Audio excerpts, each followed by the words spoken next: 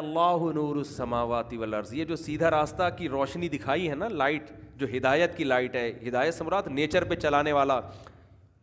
اللہ کہتے ہیں وہ میں ہوں. وہ کون ہے؟ میرا تو کام ہی گائیڈنس کرنا ہے. وہ خدا ہو ہی نہیں سکتا جو مخلوق کو پیدا کرے اور اندھیری گلیوں میں چھوڑ دے. اس نے جانوروں کو بھی سکھایا کہ تم نے کیسے زندہ رہنا ہے, اس نے انسانوں کو بھی سکھایا کہ تم نے کیسے رہنا ہے, صرف زندہ نہیں سیدھے راستے پہ کیسے چلنا ہے. تو یہ وہ والا جو اللہ ہے نا, وہ صرف اللہ ہی ہے, کیونکہ وہ اپنا نام کیا بتاتا ہے؟ اللہ. تو ہم کہتے ہیں اس کے علاوہ کوئی اور خدا ہے نہیں, ہوتا تو آتا بولتا, وہ چپ بیٹھا ہوا ہے, ایسے کو نہیں ہم مانتے. گونگے اور بہرے خداؤں کو کوئی بھی ایمان نہیں لے کر آتا.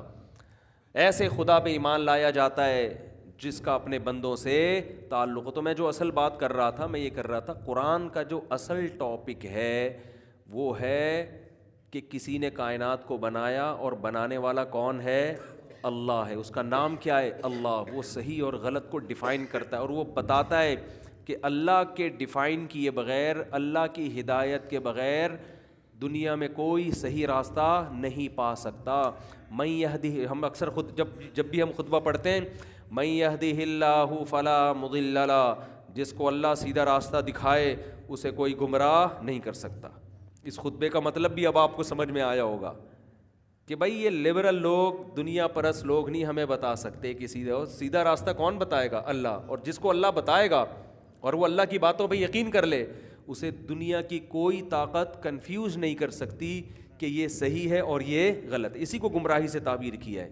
وہ نہیں کنفیوز ہے, اس کو پتہ ہے 2 اور 2 4 کی طرح صحیح کیا ہے غلط کیا ہے. وہ ہر محفل میں بحث کر سکتا ہے, اس پر ہر جگہ ڈیبیٹ کر سکتا ہے, وہ کانفیڈنس کے ساتھ چل سکتا ہے.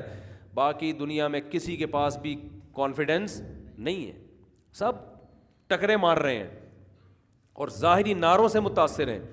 وَمَن يُضْلِلْ فَلَا هَادِيَ لَهُ, اور جس کو اللہ گمراہ کر دے, کیا مطلب؟ جس کو سیدھا راستہ نہ دکھائے, فَلَا هَادِيَ لَهُ, اسے کوئی سیدھا راستہ نہیں دکھا سکتا. اس کو اللہ ہی کے پاس آنا پڑے گا کہ اللہ تو ہی دکھا مجھے. تو اللہ بتائے گا میں نے اپنی کتاب میں بتایا ہے, میں نے اپنی کتاب میں دکھایا یہ راستہ, یہاں سے سیکھو. تو اللہ کے علاوہ کوئی ہے ہی نہیں. تو میں یہ عرض کر رہا تھا کہ اگر آپ کسی گہری یعنی پش کریں گاڑی کو تو نیچے کیا ہے؟ سلوپ ہے, ڈھلان ہے. تو آپ الفاظ بڑے ٹائم پہ استعمال کریں, مجھے اس میں اردو میں لفظ نہیں آ رہا تھا, ڈھلان کا لفظ. تو نیچے ڈھلان ہے تو وہ ڈھلان پہ اب آٹومیٹیکلی چلتا چلا جائے. تو جو یہ مان لے گا نا کہ اس کائنات کو کسی نے بنایا ہے, تو وہ اللہ کے علاوہ کوئی ہے ہی نہیں. اگلا اسٹیپ آپ کا یہی ہوگا, اس کے علاوہ آپ کا اسٹیپ کتنا ہی کوئی دائیں بائیں لے جانا چاہے, لیکن آپ کی گاڑی اب اسی منزل کی طرف جائے گی. وہ اللہ کے علاوہ کوئی ہے ہی نہیں. اور اللہ اسلام کے علاوہ کسی اور مذہب کے ذریعے ہم سے بات کرتا ہی نہیں ہے. نہیں آئی بات سمجھ میں؟ اللہ جو ہے نا, قرآن کے علاوہ کوئی اللہ کا کلام ہمارے پاس محفوظ ہے ہی نہیں, کیونکہ تورات اور انجیل وہ ان کے ماہرین معترف ہے کہ تحریف شدہ ہے.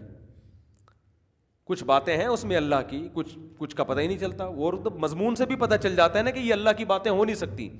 اور جو تورات اور انجیل کے علاوہ آسمانی جو کتابیں ہیں ان کی نسبت اللہ کی طرف ہے ہی نہیں. وہ کتابوں کے مصنفین ہیں جن کو لوگ خود کہتے ہیں یہ فلاں نے لکھی, یہ فلاں نے لکھی, ان کی نسبت خدا کی طرف بولو نا. وہ مذہبی کتابیں تو ہیں, لیکن ان کے مذہب کے ماننے والے اس کا دعویٰ نہیں کرتے کہ یہ کس کی تعلیمات ہیں؟ خدائی. تو اگر ہم ان کو کہہ دیں کہ خدا کا کلام ہے تو مدعی سست اور گواہ چست نہیں کر رہی. اور اس کا مضمون بھی ایسا ہے کہ جس سے پتہ چلتا ہے کہ خدائی کلام نہیں ہو سکتا. آپ پڑھ کے دیکھ لیں, آپ کو پتہ چل جائے گا یار یہ خدا کی باتیں, قرآن کی باتیں کتنی واضح ہیں. تو میں جلدی سے بات کو سمیٹ کے ختم کرتا ہوں. قرآن کا جو اصل ٹاپک ہے وہ کیا ہے کہ اس کائنات کو کوئی بنانے والا ہے, اور اس کائنات کو بنانے والا ایک ہے, اس کا کوئی شریک نہیں ہے. شرک کو بھی ڈیفائن کیا کہ شرک کی ڈیفینیشن کیا ہے, اپنی طرف سے نہیں.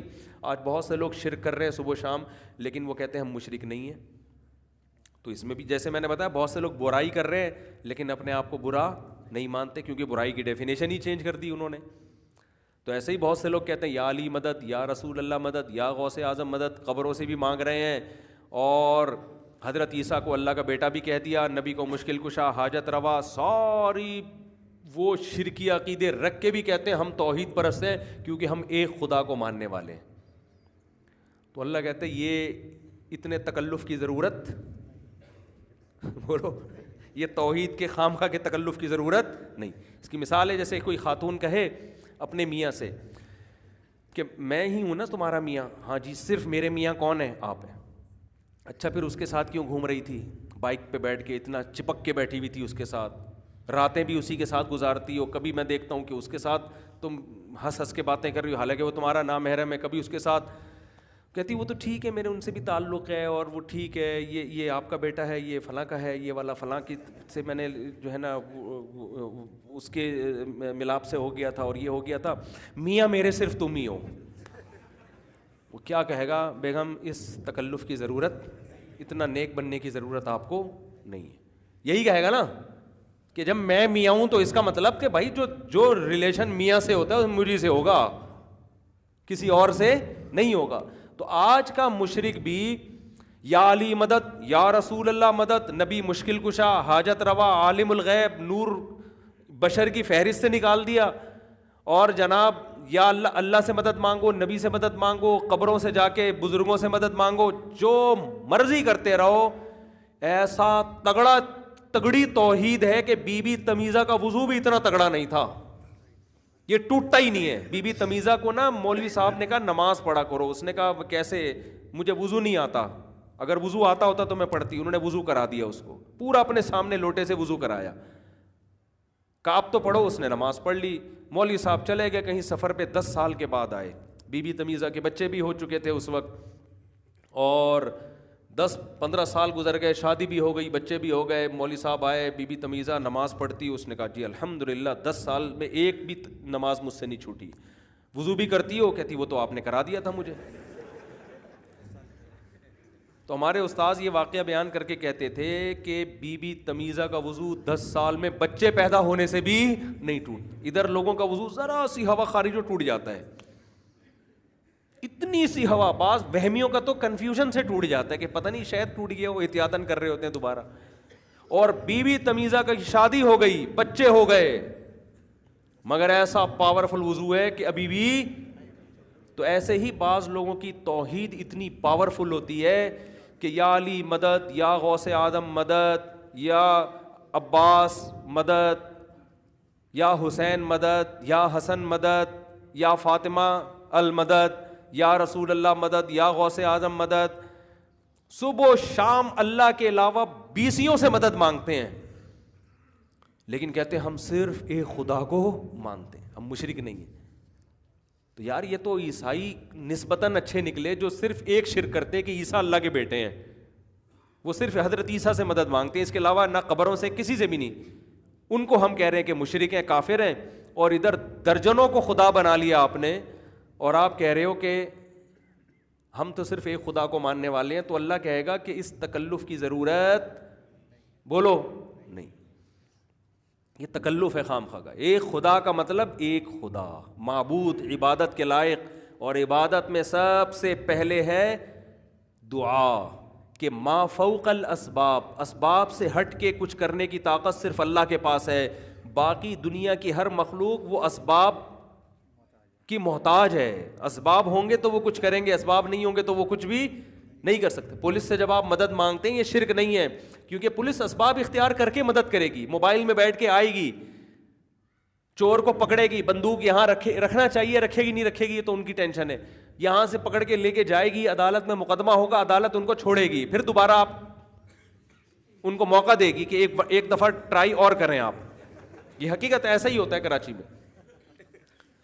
تو آپ پولیس کو اس لیے نہیں بلاتے کہ ڈاکو کو پکڑ کے مر جائیں گے ڈاکو. پولیس بھی مجبور ہے, اس کا قصور نہیں ہے اس میں, قانون ایسا بنا ہوا ہے نا عدالتوں میں, جو لا ہے وہی, جج بھی مجبور ہے, کہہ رہا لا یہی ہے بھائی. تو یہ تو اسمبلیوں میں جو بیٹھے ہوئے لوگ ہیں ان کی ذمہ داری ہے کہ لا کو چینج کرو بھائی.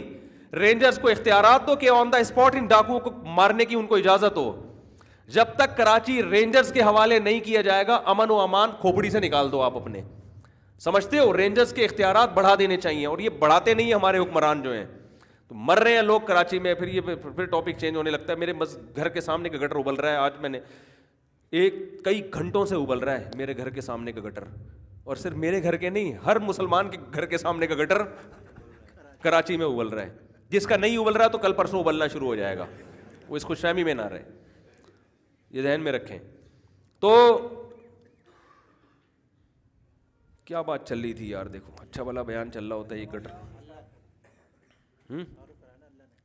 تو میں یہ عرض کر رہا تھا کہ اگر اللہ کو گاڈ خدا، ہاں توحید جو ہے نا، اس طرح کی توحید اللہ کو نہیں چاہیے یہ والی ٹھیک ہے نا. اللہ کو وہ والی چاہیے کہ اللہ کے سوا کوئی عبادت کے لائق نہیں ہے، صرف یا اللہ مدد. ہاں لوگوں پہ شرک کے فتوے نہ لگائیں آپ. بعض دفعہ کوئی کس تعویل کے ساتھ کہہ رہا ہوتا ہے، کوئی کس نیت کے ساتھ کہہ رہا ہوتا ہے، اس کی منشا کیا ہے. تو فتوے لگانے کے لیے میں نہیں کہہ رہا کہ اب آپ کسی نے بھی کوئی لفظ استعمال کر لیا تو کافروں کی فہرست میں شامل کر دیں. کسی کو کافر قرار دینے کے لیے نا، اس میں شریعت کہتی ہے اس کی بات کی تعویل کرو آپ. جیسے کسی نے کسی کو کہہ دیا کہ فلاں مشکل کشا ہے تو فوراً کفر کا فتویٰ نہیں لگے گا، حالانکہ مشکل کشا کون ہے؟ صرف اللہ ہے. لیکن اگر کوئی کہہ رہا ہے کسی کو مشکل کشا تو اس سے اس کا مفہوم پوچھا جائے گا، مشکل کشا کا مطلب کیا ہے؟ وہ کہے گا بھائی مشکل کشا کا مطلب یہ ہے کہ یہ لوگوں کی مشکلات حل کرتا ہے، لیکن اسباب کے تحت حل کرتا ہے. لیکن چونکہ بہت زیادہ مشکلات حل کی ہے اس نے تو میں نے اس لیے اس کو مشکل کشا کہہ دیا. تو اس کی اس تعویل کو مانا جائے گا، اس کو کافر نہیں کہا جائے گا. ہاں اس کو یہ ضرور کہا جائے گا یار ایسا لفظ استعمال نہیں کرو جس کے مطلب آپ سے ہمیں پوچھنے پڑ رہے ہوتے ہیں. آئی بات سمجھ میں؟ پھر مطلب کا مطلب، پھر مطلب کا مطلب. تو بعض لوگوں نے تو یوٹیوب پہ نا ایسی چیزیں نکال کے لوگوں کو کافر کہنا شروع کر دیا. تو کافر کہنے میں بہت احتیاط ہے بھائی، اس کا تو حتی الامکان صحیح مطلب تلاش کیا جائے گا. کوئی کہتا ہے نبی عالم الغیب تھے تو فوراً کافر نہیں کہا جائے گا، پوچھا جائے گا اس کا مطلب کیا ہے بھائی. وہ کہے گا اگر میرا مطلب یہ ہے کہ سارا علم نہیں تھا لیکن بہت سارا علم تھا، میں نے اس لیے عالم الغیب کہا ہے، تو آپ اس کو کافر نہیں کہہ سکتے. لیکن اس کو کہیں گے بھائی ایسا لفظ استعمال آپ نہ کریں جس سے کنفیوژن پیدا ہوتی ہے. سمجھتے ہو کہ نہیں؟